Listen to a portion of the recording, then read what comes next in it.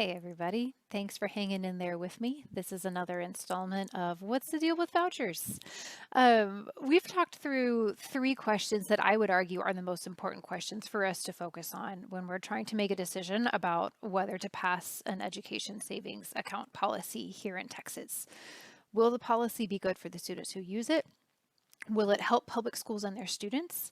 And how will the government know? How will all of us know that ESAs are actually doing the job that we think they're going to do? I'm going to turn now to some other arguments that you might hear come up in this debate that I think can kind of fuel some misconceptions and maybe distract us from the real issues at hand. So the first question I want to tackle here is, what might an education savings account have to do with school choice and parental rights? So you're going to hear advocates of ESAs argue that they're a fundamental tool for expanding school choice. In fact, the label pro-school choice is often used as a stand-in for like pro-vouchers. Parental rights and education freedom are other phrases that are coming into style in this context too. When you hear those terms, it's really important to remember that parents already have significant and important rights regarding the education of their children, and they have an increasingly diverse set of choices about where they go to school, even without ESAs. So, just so it's clear, parents already get to choose how their children will be educated. And increasingly, multiple choices exist even without having to leave the public school system. Like you can choose where you live in a lot of cases. You may be able to enroll your child in a public school that's out of your zone or out of your district.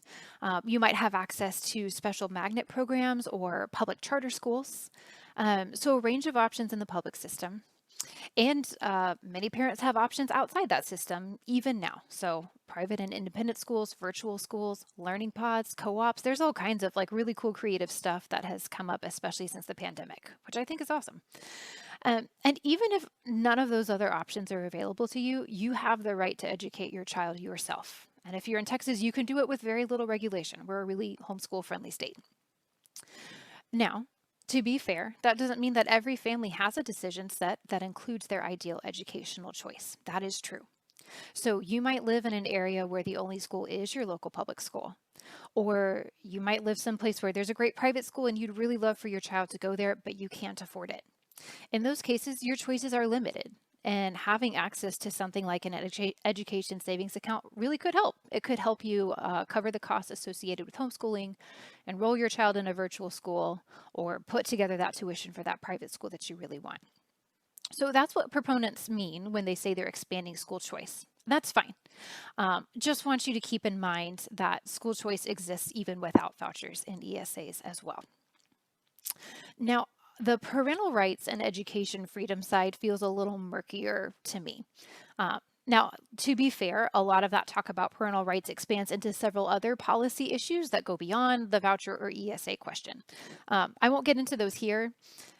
Just a side note, I do think most of those like rights that people are referring to really do already exist. Schools are generally doing their best to uphold those rights. So in my opinion, that big push, like there's, talk about like passing a parent's bill of rights and all that. To me, that's mostly political theater. We can talk about that separately. Maybe that's another video, but I'm going to set that aside for now. But like, what would be the parental right associated with an education savings account?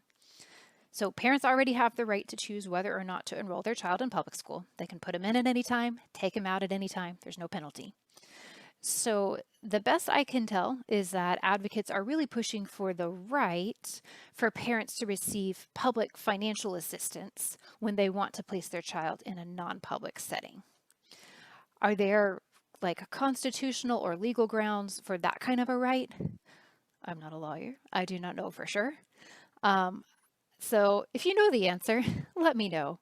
I mean, I find this a compelling argument in a case where like a student's safety or their health or their academic needs are being like seriously neglected by their local public school, which can happen. If the school is truly like derelict in its duties, I do see that as a case where the state really needs to step in. They need to remedy the school quality issue, and they need to make sure that the kids who are not receiving an adequate education have access to a school that meets their needs. So I get that. But I find it much less compelling to argue that a parent has a right to receive financial assistance to educate their child in a non-public setting simply because they want an option that aligns more closely with their personal or political or religious values, or just their personal style and their rhythm and their routine. Again, the question is not whether parents have a right to educate their child the way they want. They absolutely do. The question is whether they are entitled to receive public funding when they've opted out of the free public school provided by the government. So here's an analogy. This is how I think about it. Write in if this doesn't make sense and I'm thinking about this the wrong way. But I have a child. I'm a parent. I have an obligation to serve my child meals that meet his nutritional needs.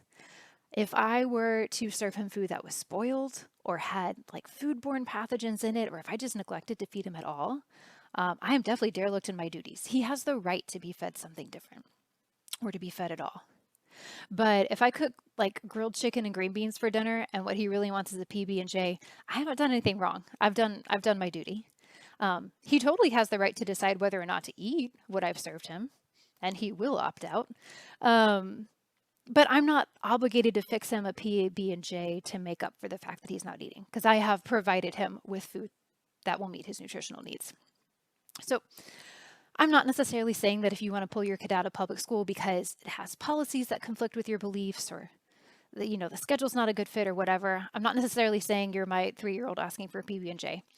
But I do think if we have some kind of education savings account policy on the table, in the interest of spending taxpayer dollars wisely, we really need to carefully consider how we're defining this right to access the funding. And I would really push for us to save it for the cases when students are really like starving for an education, not just when you want one that's different than what the public system is offering you. Okay, so now you might be thinking, but it's my money. I pay taxes. Shouldn't the money I'm paying follow my child's? Let's talk about that next.